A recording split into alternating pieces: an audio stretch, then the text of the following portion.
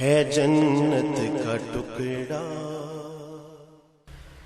گزارش یہ ہے کہ دنیا اور برزخ میں ایک بہت بڑا فرق ہے۔ دنیا میں ہم ہزار دکھوں کے باوجود بھی کچھ لوگوں کو یاد رکھتے ہیں، کھٹک رہتی ہے، بیٹا ہے، بیٹی ہے، بہن ہے، بھائی ہے، دوست ہے۔ کچھ لوگ بڑے خوشحال ہوتے ہیں، کسی کی پرواہ نہیں، لیکن کچھ لوگ انہیں بھی یاد رہ جاتے ہیں۔ دل ایک جہان ہے، ایک بڑا شہر ہے۔ اس دل میں جہاں دوست بستے ہیں وہیں دشمن بھی بستے ہیں۔ کوئی شک۔ آپ کبھی دشمنوں کو بھولیں؟ سوال ہی اس کا مطلب ہے دل کے شہر کے باسی وہ بھی، دوست بھی دلوں میں رہے۔ جب آپ برزخ میں بندہ داخل ہوتا ہے تو پھر وہ کیفیات دنیا والی بدل جاتی ہے۔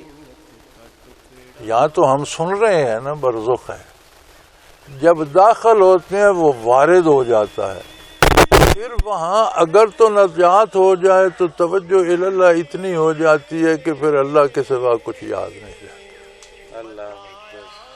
اور اگر گرفتار بلا ہو جائے تو دوزخ ایسی مصیبت ہے کہ پھر وہ کچھ یاد نہیں رہنے دیتا۔ بالکل ٹھیک ہے۔ تو دونوں حالتوں میں دونوں اپنی اپنی طرف چلے جاتے ہیں۔ کچھ لوگ ایسے ہوتے ہیں جو یہ صوفیاء اہل اللہ اور یہ سلاسل ہیں، ان میں کمال یہ ہے کہ یہ جو کیفیات دنیا میں حاصل کرتے ہیں اور ان کی روح عالم بالا تک پرواز کرتی ہے، انہیں وہ چیزیں نظر آتی ہیں، کیفیات وارد ہوتی ہیں، تو جس کی روح کو دنیا میں سفر کرنے کا کمال نصیب ہے اسے برزخ میں بھی وہ کمال رہتا ہے۔ اچھا، لیکن ہوتا یہ ہے کہ وہ بہت کم اس طرف متوجہ ہوتے ہیں، متوجہ اللہ رہتے ہیں۔ رہا شیخ اور طالب کا رشتہ، تو شیخ سے طالب نے برکات لینی ہے، ان کے لیے یہ جہان ہے۔ صحیح۔ جب موت آئی، لینا دینے کا معاملہ ختم ہو گیا، جہاں کوئی ہے وہیں رہے گا۔ صحیح۔